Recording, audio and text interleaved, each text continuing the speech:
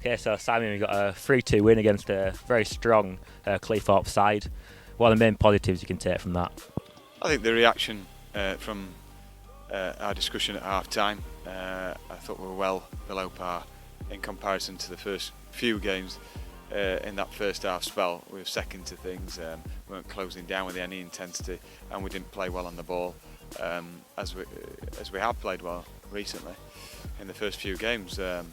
But we lack that intensity, and you need that against anyone. Credit to Cleethorpes, they played really well and they were knocking it about, and it could have been more. At half time, we were brutally honest with the players, and we were falling well short of our expectations. And we need to keep progressing now. We need to find that starting 11 for the first game and build momentum. The second half, I thought we dictated and played much better. So I was looking around the pitch, and there must be like at least 2 players in each position that can do a very decent job. How strong would you say that this squad is, and is it perhaps a good problem to have, not knowing which players to pick? Oh, definitely. There's really good competition for places, as you mentioned there. We've got a few players that are ahead of others at the minute and are showing that really going to take some displacing for the start of the season, and some players that need to do a bit more.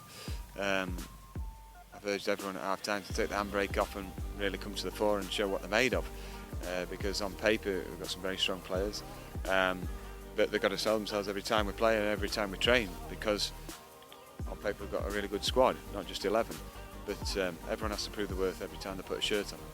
So we're a few games into pre-season now. We've had some really kind of brutal, hot conditions. How close would you say the players are to get into that full match fitness and sharpness? I think we're progressing nicely in terms of that sharpness, but there's more work to be done.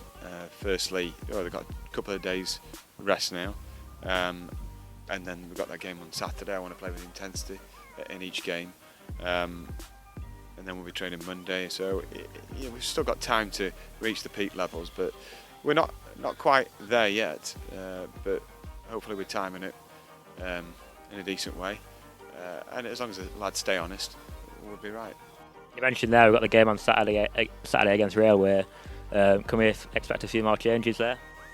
Yeah, there'll be a few changes. We'll mix it up again. I just want everyone to have that fair chance of being fully fit come the start of the season. That's why I'm playing quite a few games, to give everyone the benefit of that game time on the pitch.